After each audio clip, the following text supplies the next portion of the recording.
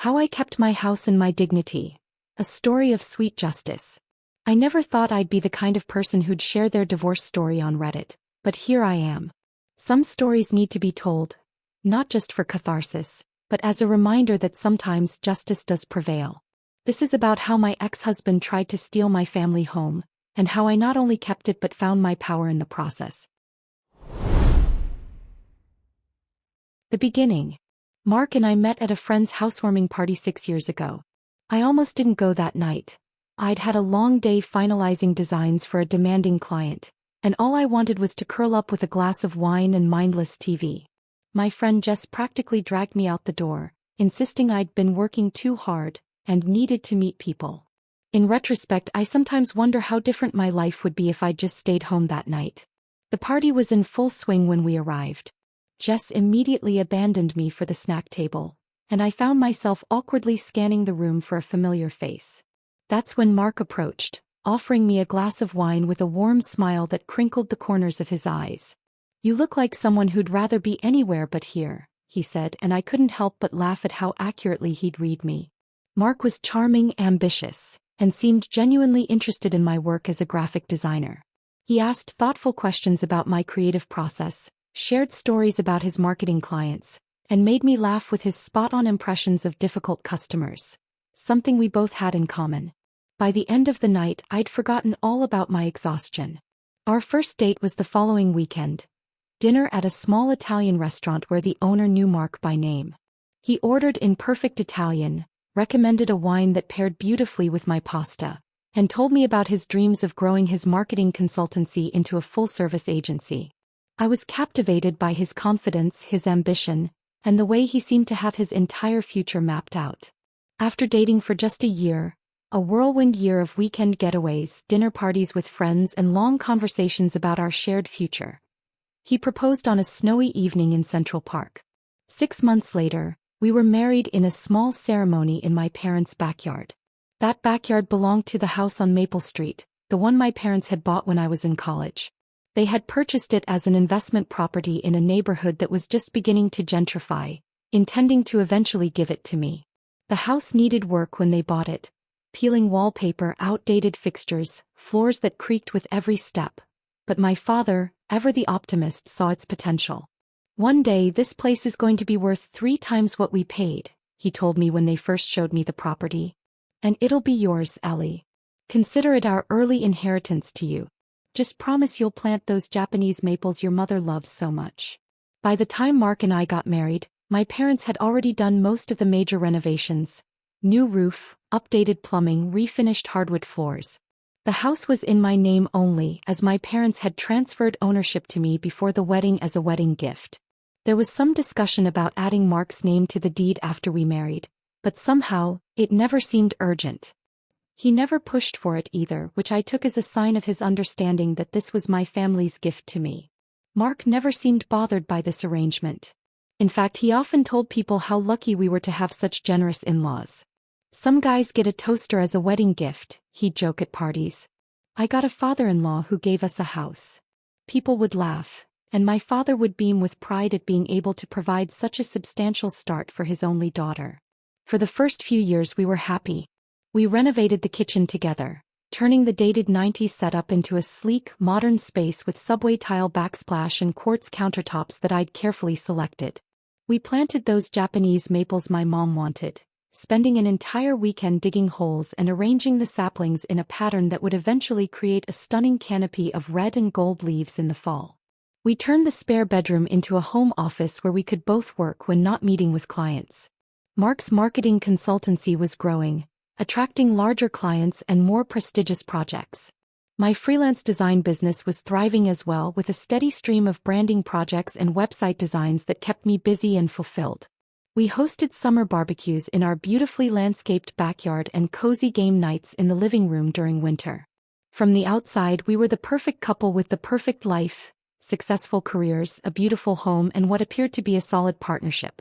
"You two are relationship goals," our friends would say, clinking glasses with us across our dining table. If only they knew what was coming. The betrayal. The problems started subtly, almost imperceptibly. Mark began working later, coming home well after dinner with vague explanations about client meetings that ran long. He started missing dinners with my parents, forgetting our anniversary, being short with me over minor household issues. Classic signs, I know now, but at the time I chalked it up to stress from his expanding business and the growing pains that came with it. When I found receipts for dinners at restaurants we'd never been to together, he explained them away as client meetings or team-building events. "You know how it is in marketing," he'd say with that easy smile that had first drawn me to him. "Half the job is whining and dining potential clients." I wanted to believe him. But the late nights became more frequent. The weekend trips for industry conferences multiplied. The distracted, distant look in his eyes when I talked about my day became impossible to ignore. And then came the financial oddities. I noticed it first in our joint checking account. Balances lower than they should be based on our income and regular expenses. Credit card statements with charges I couldn't explain. High-end clothing stores Mark never shopped at, hotels in our own city, gifts from luxury brands that never made their way to me. When confronted, Mark would get defensive, accusing me of not trusting him, of micromanaging our finances. "Do you want me to ask permission every time I buy coffee?" He'd snap, deflecting with such confidence that I'd end up apologizing for questioning him. It was only later that I realized this manipulative tactic for what it was, gaslighting, that made me doubt my own reasonable concerns. I later discovered, through bank statements that arrived while he was on one of his business trips, that he'd been investing heavily in a friend's tech startup, a sure thing that was burning through cash with nothing to show for it. He'd sunk nearly $50,000 of our savings into this venture without discussing it with me. $50,000 that we'd been saving for potential renovations to the basement, or possibly for a future child's college fund. But the financial betrayal, as devastating as it was, paled in comparison to what I discovered next. Mark had been having an affair with someone he'd met through work. A client whose marketing strategy he'd been developing. A client whose business apparently required numerous overnight strategy sessions in hotels across the city. On a cold February morning, with frost etching delicate patterns on our bedroom window, I found the emails. Mark had forgotten to log out of his account on our shared iPad. The iPad I used primarily for showing design concepts to clients, but which we both occasionally used for personal browsing. There they were, dozens of messages between him and someone named Amber. Messages filled with intimate details that made my stomach turn, with plans for weekends I'd been told were work commitments, with inside jokes about deceiving the wife. But what truly froze the blood in my veins were the messages detailing their future plans. Plans that, horrifyingly, included my house. "Once the divorce is settled, we'll sell the house," he'd written to her just 3 days earlier. "My lawyer says I'm entitled to half its value since we've lived there throughout our marriage, regardless of whose name is on the deed. That's enough for a down payment on something better, something that's just ours. I'm thinking maybe that neighborhood near the lake you like so much." I sat there, iPad in hand, feeling like I'd been punched in the stomach. He was planning to force the sale of my family home. The home my parents had worked so hard to give me, the home we'd made memories in, the home I'd poured my heart into, to fund his new life with someone else. And he'd been planning this for months, all while sleeping beside me every night, all while telling me he loved me. I waited for him that evening, the iPad open to those damning emails on the coffee table between us. When he walked in, his smile faded as he saw my tear-stained face, the untouched glass of wine in my hand, and the evidence of his betrayal laid bare. "Ellie, I can explain," he started, but his voice trailed off as he realized the extent of what I'd discovered. "Explain what, Mark? Explain how you've been cheating on me for months? Or explain how you've been planning to steal my house to start a new life with her?" When confronted with the full extent of what I knew, Mark didn't even have the decency to look ashamed. Instead, his expression hardened and he shifted seamlessly from caught cheater to calculating opponent. "It's the law, Ellie," he said with that condescending tone he'd developed over the years when explaining things he thought were beyond my comprehension. "What's acquired or improved during a marriage is marital property. I've put work into this house too. I've helped with renovations, I've paid bills, I've maintained it. I deserve my share. This house was a gift from my parents," I said, my voice shaking with rage and disbelief. "It was never meant to be yours." He shrugged, as if my emotional attachment to my family home was an inconvenient overreaction. "Tell that to the judge. My lawyer says I have a strong case." In that moment, looking at this stranger who had replaced the man I thought I'd married, I made a decision. "We'll see about that," I said quietly. I filed for divorce the next day. The battle. Mark hired Bradley Cooper, not the actor, but a similarly smooth-talking divorce attorney known for aggressive tactics, within 48 hours of moving out. Cooper had a reputation in our city. He represented wealthy husbands almost exclusively and was known for his scorched-earth approach to divorce proceedings. His retainer alone was rumored to be in the 5 figures, a sum that made me wonder just how much of our joint savings Mark had been quietly siphoning away in preparation for this moment. Cooper immediately filed motions demanding a full valuation of the house and all improvements made during our marriage. His argument, laid out in coldly precise legal language, was that while the house may have been gifted to me, the increase in value during our marriage was marital property, especially since Mark had contributed significantly to renovations and maintenance. The filing included a list of alleged contributions so exaggerated it would have been comical under different circumstances, claiming credit for design decisions that had been entirely mine, for contractor relationships that my father had established, for weekend DIY projects that he'd abandoned halfway through. "Don't worry," my lawyer, Diane, reassured me during our first meeting after receiving Cooper's filing. "The fact that the house was in your name before marriage and was clearly a gift from your parents gives us strong footing. But we need to be strategic here. Bradley Cooper is aggressive, but he's also sloppy when he gets overconfident. Our job is to let him get overconfident." Being strategic meant documenting everything, a task that consumed my evenings and weekends for weeks. I dug through years of bank statements, credit card bills, and emails. I created meticulous spreadsheets showing exactly who had paid for what, from the major kitchen renovation down to the Japanese maple saplings in the backyard. I found the original transfer documents from my parents, which explicitly stated the house was a gift solely to me.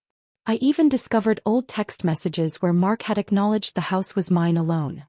Messages sent during a period when we'd briefly discussed buying a vacation property together and had needed to clarify our existing assets. "This is excellent," Diane said, reviewing my documentation. "But be prepared, they're going to try to muddy the waters as much as possible.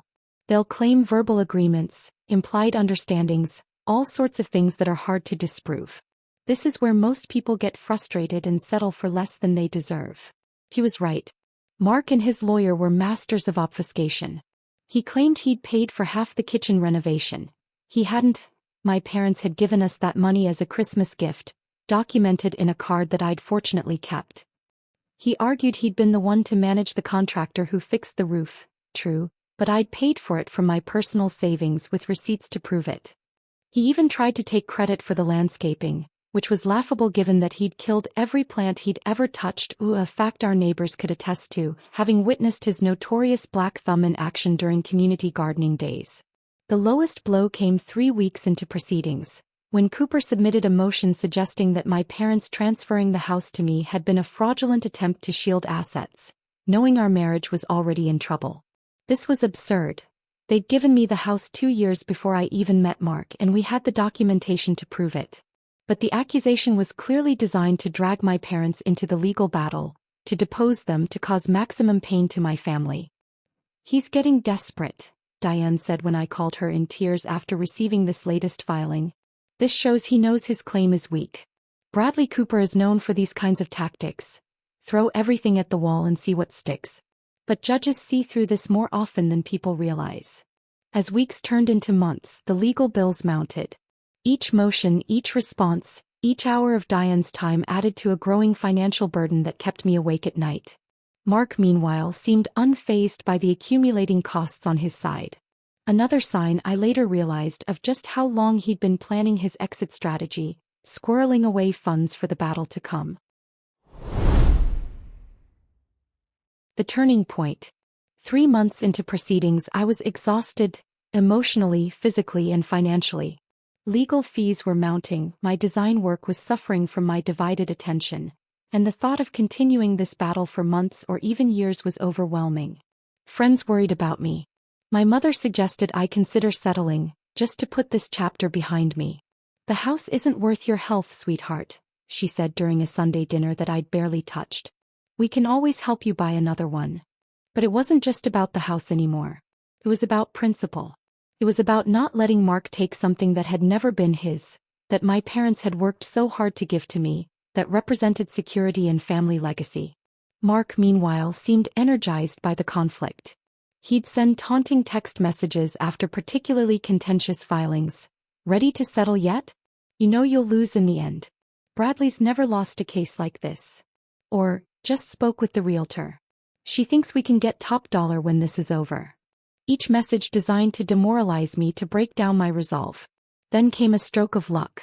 The kind of coincidence that would seem too convenient in a movie script, but that sometimes mercifully happens in real life. A former client of Mark's reached out to me through Instagram. Sarah had seen a vague post I'd made about going through a difficult time, and somehow connected the dots. "I'm sorry about what you're going through," she wrote in a direct message that arrived on a particularly dark evening. "I don't know if this helps, but Mark approached my husband last year about investing in some property he was planning to buy. He mentioned using money from selling your house. This was last September. I remember thinking it was odd that he was talking about selling when Kevin had just been to a barbecue at your place where you'd been showing off your new landscaping. It didn't seem like the conversation of someone planning to move." Last September. 8 months before I found those emails. 8 months of lies, of deception, of calculated betrayal. While we were still ostensibly happily married, while we were still hosting those barbecues and game nights, while we were still talking about possibly starting a family in the next year or two, Mark had been planning to force the sale of my house. This revelation changed everything. It wasn't just about the house anymore. It was about exposing who Mark really was.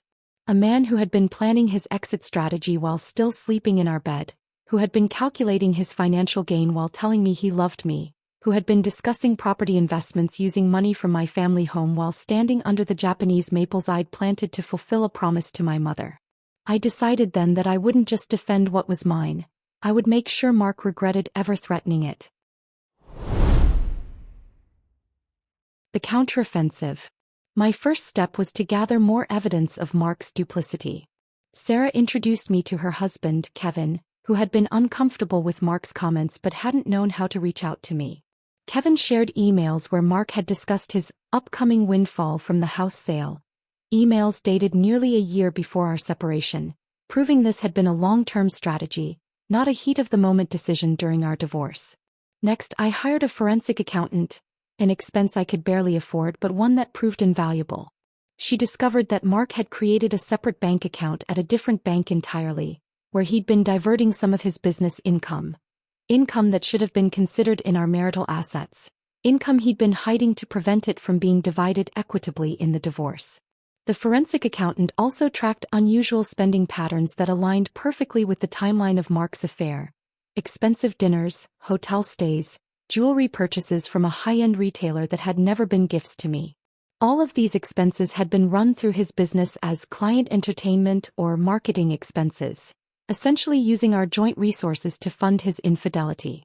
I had a long conversation with my parents, who were furious about Mark's claims. They provided detailed affidavits confirming their intent that the house be solely mine, along with bank records showing they had transferred the money for the kitchen renovation as a gift to both of us. A gift that Mark was now trying to claim had been his contribution to the property. "I never trusted that boy," my father confessed during this conversation. "But I kept quiet because you seemed happy. I'm sorry I didn't say something sooner." "You have nothing to apologize for, Dad," I assured him. "This is on Mark, not on any of us." Then I did something that surprised even myself. I started a blog. Not about my divorce specifically, I was careful not to say anything that could be used against me legally, but about financial literacy for women, emphasizing the importance of understanding property rights in marriage. I shared general information about separate versus marital property, about documentation, about protecting gifts and inheritances. "Knowledge is power," I wrote in my first post. And too many women enter marriages without understanding how to protect themselves financially. The blog gained traction quickly, especially when I posted a hypothetical scenario that mirrored my situation but with enough details changed to avoid identification. Women responded with their own stories, their own advice. Some had gone through similar situations. Others were inspired to better protect themselves financially. "I just added my name to our home's title after reading your post," one reader commented. My husband was surprisingly resistant at first, which was a red flag I might have missed without your guidance. The blog not only helped others, it helped me process what I was going through. It gave me purpose and focus during endless nights when sleep evaded me. It connected me with a community of women who understood, who had been there, who offered both sympathy and practical advice. Mark, meanwhile, was growing frustrated. His lawyer's aggressive tactics weren't working as effectively as promised. The judge had already ruled that the original value of the house was my separate property. They were only arguing over the appreciation now. And even that claim was weakening as I produced more documentation showing that improvements had been funded primarily by me or my parents. Moreover, Mark's personal life wasn't going as planned either. Through mutual friends, I heard that things with Amber had become strained. She'd apparently expected a quick divorce and rapid progression of their relationship, not a protracted legal battle with mounting attorney fees. The windfall Mark had promised her seemed increasingly unlikely, and with it, their plans for a new beginning. The smoking gun. What Mark didn't know, what I had kept as my final card to play, was that during our marriage I had handled most of our tax preparation. As I went through old files for financial documentation, I found something concerning. Mark had claimed business deductions for expenses that I knew were personal. Nothing major, meals that had been family dinners, a weekend trip that had been purely vacation, a laptop that had been a gift to his nephew, but enough to establish a pattern of financial dishonesty. These discrepancies weren't just relevant to our divorce. They potentially constituted tax fraud. Minor instances, perhaps, but a pattern that could cause serious problems for someone trying to grow a business built on trust and reputation. I didn't want to be vindictive. I didn't want to destroy Mark's life or career. But I also wasn't going to let him steal my house, the symbol of my parents' love and sacrifice, the foundation of my future security. I had Diane carefully introduce this information during a settlement conference, not as a threat of reporting him to the IRS, which would have been legally problematic, but as evidence that contradicted his claims about financial contributions to our marriage. Mr. Harrison, she said calmly, sliding a folder across the table, we've prepared documentation of several financial irregularities that we believe are relevant to these proceedings. Specifically, they demonstrate a pattern of commingling personal and business finances that contradicts your client's claims about his contributions to the marital home. As Mark flipped through the pages, I watched his face go from confused to pale to angry. He knew exactly what he was looking at. Records of his creative accounting, of his financial sleight of hand, of the small but consistent ways he'd bent rules to benefit himself. His lawyer asked for a break and they left the room for nearly an hour. When they returned, the tone had completely changed. We believe we can reach a reasonable settlement today, Bradley Cooper said, his previously aggressive demeanor notably subdued. The victory. The settlement agreement we signed that day stated unequivocally that the house was my separate property. Mark would make no claims on it now or in the future. He would also return the portion of our savings he had diverted to his private account, minus legal fees he had already paid. In exchange, I agreed not to pursue further investigation into his financial practices, and both of us signed confidentiality agreements about the details of our settlement. He left the conference room without looking at me. It was the last time I saw him in person. Later, I heard through mutual friends that Mark's relationship with Amber had ended shortly after the settlement. Apparently, the prospect of no windfall had cooled her interest considerably. The startup he'd invested in had also folded completely, taking with it the $50,000 he'd contributed from our savings. His business was struggling too. Several clients had left after he'd been distracted by the divorce proceedings and failed to deliver on promised campaigns. He's not doing well, Jess told me over coffee 6 months after the divorce was finalized. Kevin saw him at a networking event last week. Said he looked rough, like he hasn't been sleeping. Apparently he's had to downsize his office space. I wish I could say I felt sympathy, but mostly I felt relief. Relief that justice had prevailed, that my parents' gift remained secure, that the future I had planned for myself was still possible.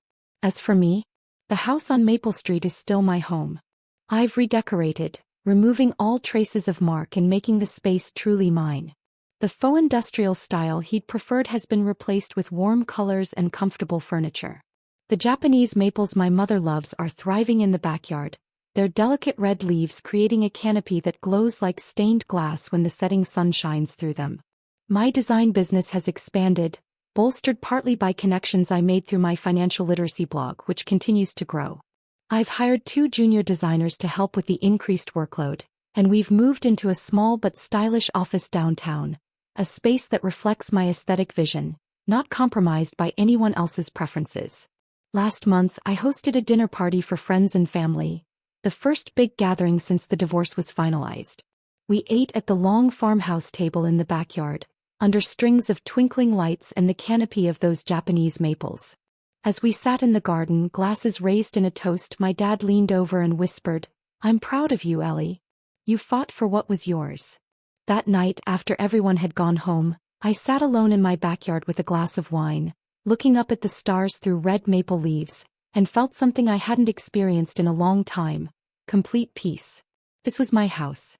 My future. My victory. Reflections. It's been 18 months since that February morning when I found those emails. Sometimes I still wake up angry about the betrayal, about the fact that the man I married could so casually plan to take something so important from me. But mostly I feel empowered.